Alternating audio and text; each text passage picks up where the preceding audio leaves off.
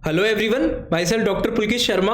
तो आज के इस वीडियो में अपन बात करने वाले हैं जो भी आपका रिसेंटली नीट 2023 का एग्जाम हुआ है उसमें कौन से मार्क्स पे आपकी कौन सी रैंक आएगी उस बारे में बात करेंगे।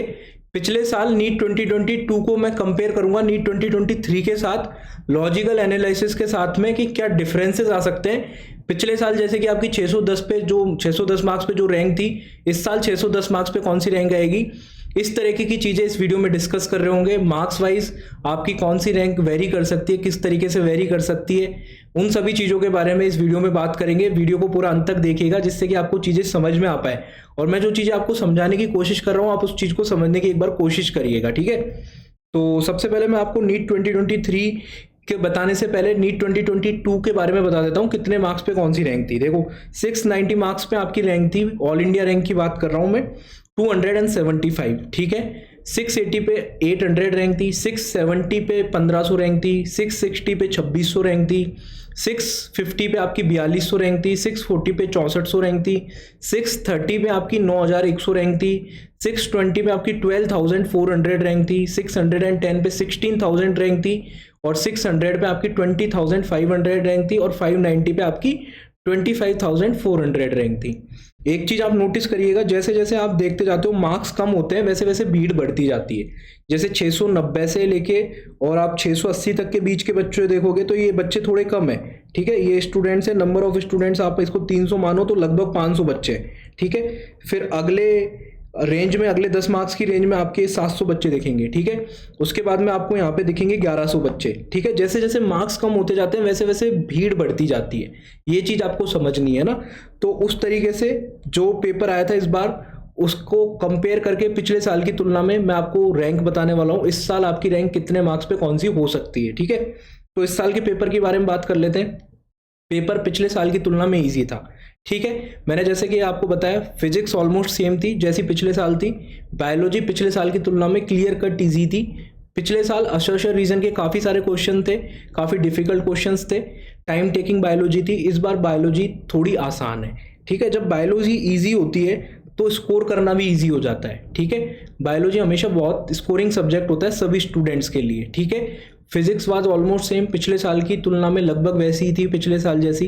Chemistry was harder than last year. Chemistry मैंने जैसा आपको बताया बच्चों को बहुत दिक्कतें आई, केमिस्ट्री डिफिकल्ट लगी, तो पिछले साल की तुलना में टफ थी केमिस्ट्री में स्कोर करना, ठीक है। तो बायोलॉजी इजी, तो ज़्यादा स्कोर हुआ बच्चों का, स्कोर ज़्यादा बढ़ पाया, क्योंकि बायोलॉजी में देखो सिली मिस्टेक्स के चांसेस कम रहते हैं, ठीक है। बायोलॉजी इजी आती है तो फिर ये है कि बच्चों का सबका स्कोर बढ़ता है, ठीक है। सिली मिस्टेक्स के चांसेस कम हो जाते हैं तो एवरेज स्कोर होता है वो बढ़ जाता है, ठीक है। जैसे मैं आपको समझाना चाह रहा हूँ, पिछले साल मान लो किसी बच्चे के 500 नंबर आए, कोई एवरेज बच्चा है, ठीक है। 500 लाने के लिए उसको 270 नंबर बायोलॉजी में लाया होगा, वो ऑन एन एवरेज मार रहे हैं क्योंकि बायोलॉजी डिफिकल्ट थी, इससे ज़्यादा स्कोर नहीं आया होगा अगर टोटली 500 है तो, ठीक है। एवरेज बच्चे की मैं बात कर रहा हूँ, ठीक है। 230 नंबर वो फिजिक्स और केमिस्ट्री में लाया होगा, 115 ईच, ठीक है। अपन ये मान के चल रहे हैं 500 स्कोर आ गया, तो अगर वैसा ही एवरेज बच्चा इस साल रहा होगा तो उसके 270 से 300 नंबर हुए होंगे बायोलॉजी में। इतना डिफरेंस था क्योंकि बायोलॉजी कंपेरेटिवली काफ़ी ईजी थी पिछले साल की तुलना में। फिजिक्स जैसे सेम अगर अपन ने बात करी तो फिजिक्स में 115 नंबर भी रहे होंगे और केमिस्ट्री में 15 नंबर कम हो गए होंगे, पेपर डिफिकल्ट था। मैं आपको एग्जाम्पल के थ्रू बता रहा हूँ, ऐसी चीज आइडियली पॉसिबल हो ये जरूरी नहीं है, ठीक है। तो स्कोर देखो बायोलॉजी का, देखो 360 नंबर का कंटेंट इजी आ गया, 180 नंबर का कंटेंट टफ आया, तो आप ये देखोगे कि आपका जो एवरेज स्कोर है वो ऊपर की तरफ जाएगा। और बायोलॉजी जब जब आसान आती है कट ऑफ ऊपर ही जाती है। पिछले साल का जो एनालिसिस है, पिछले सालों का, लगातार कई सालों से मैं वीडियोस बना रहा हूँ, पिछले कई सालों से मैं आपको कट ऑफ बता रहा हूँ, 2019, 20, 21, 22, ये आप यूट्यूब पे देख चुके हो और ऑलमोस्ट वही कट ऑफ रहती है ना।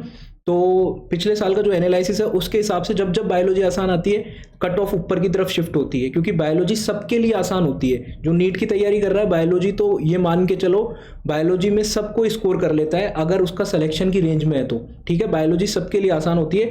फिजिक्स केमिस्ट्री टैकल करना प्रेशर में थोड़ा चैलेंजिंग हो जाता है, बायोलॉजी हर कोई हैंडल कर लेता है। तो जैसे मैंने बताया ये 510 से 515 ऑन एवरेज बच्चे की मैं बात कर रहा हूँ, तो स्कोर एवरेज स्कोर ऊपर की तरफ जाएगा। इस बार क्या रैंक्स आएंगी उसकी मैं बात कर लेता हूँ। तो देखो टॉप रैंक्स पे इतनी भीड़ नहीं होगी जो मुझे लगता है, जो ऊपर की रैंक्स जैसे मैंने बताई उसमें इतनी भीड़ आपको देखने को नहीं मिलेगी, नीचे की तरफ आपको भीड़ देखने को मिलेगी, क्योंकि ऊपर के जो टॉपर्स होते हैं वो इस तरीके के होते हैं कि वो बायोलॉजी फिजिक्स केमिस्ट्री कुछ भी थोड़ा बहुत हार्ड आ जाए, ऊपर नीचे आ जाए तो वो मैनेज कर लेते हैं, तो उनको इतना फर्क नहीं पड़ता। ठीक है, तो जो थोड़े से एवरेज से थोड़े से ऊपर और टॉपर से थोड़े से नीचे के बच्चे, एवरेज और टॉपर्स के बीच के जो स्टूडेंट्स होते हैं, उनको किसी सब्जेक्ट के हार्ड या इजी होने से फर्क पड़ जाता है, जो सिलेक्शन रेंज में थोड़े नीचे की तरफ होते हैं। ठीक है, जैसे कि आप देखोगे 690 पे 300 रैंक आ सकती है, 680 पे 1000 रैंक आ सकती है आपकी, 670 पे 1700 रैंक आ सकती है, 660 पे आपकी 3200 रैंक आ सकती है।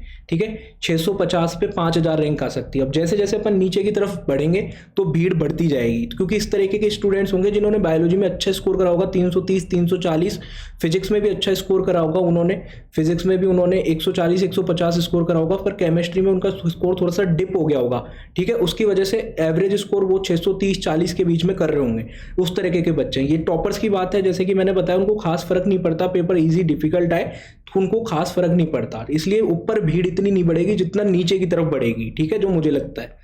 ठीक है, 640 पे 7500 रैंक, 630 पे आप देख सकते हो 10,500। जैसे जैसे मार्क्स, जैसे मैंने आपको पहले भी एग्जांपल देके बताया, जैसे जैसे आप मार्क्स नीचे की तरफ जाओगे भीड़ बढ़ती जाएगी, नंबर ऑफ स्टूडेंट्स आपको बढ़ते मिलेंगे। जैसे आप नॉर्मल चीज इससे भी कंपेयर कर सकते हो, 700 से लेके 710 के बीच कितने लिमिटेड स्टूडेंट्स होते हैं, और 600 से लेके 610 के बीच बहुत हजारों में बच्चे होते हैं। ठीक है, तो इस तरीके से भी आप समझ सकते हो। ठीक है, 620 पे आपकी 14,500 रैंक लग रही है, 610 पे 19,000 लग रही है, और 600 नंबर पे 25,000 के आसपास रैंक लग रही है, और 602 के आसपास आपकी कट ऑफ जाने की मेरे को प्रोबेबिलिटी लग रही है, क्योंकि इस बार लग रहा है कि 24,000 रैंक तक आपको कॉलेज मिल जाएगा, क्योंकि हर साल नंबर ऑफ सीट्स बढ़ती हैं, क्योंकि नए कॉलेज खुलते हैं, कुछ government, state government, central government कुछ नए कॉलेजेस खोलती है, जिनके अनाउंसमेंट आपके काउंसलिंग के बीच तक होते रहेंगे। कई कॉलेज ऐसे होंगे जो फर्स्ट राउंड में नहीं होंगे, सेकंड राउंड में ओपन होंगे, उनको एमसीआई परमिशन देगा, फिर उनमें एडमिशन भी होंगे सेकंड राउंड में। कई ऐसे कॉलेज हैं, हर साल ऐसे कुछ कॉलेज होते हैं। ठीक है, तो आपके 24,000 तक आपको शायद कॉलेज मिल जाएगा, और जो मार्क्स होंगे वो 602 के आसपास आपके मार्क्स होंगे। ठीक है, तो आपके कई सारे स्टूडेंट पूछ रहे थे क्या रैंक आ जाएगी, कितने मार्क्स पे। इसके अलावा मैं बता देता हूँ, स्टेट कोटा की काउंसलिंग और ऑल इंडिया की कोटा की काउंसलिंग काफ़ी कॉम्प्लेक्स होती है, अलग अलग चॉइस फिलिंग होती है, आपको बहुत स्मार्टली डिसीजन लेना पड़ता है कि स्टेट कोटा के फर्स्ट राउंड में सीट लूँ, ऑल इंडिया कोटा के फर्स्ट में लूँ, स्टेट के सेकंड में जाऊँ, ऑल इंडिया कोटा के सेकंड में जाऊँ।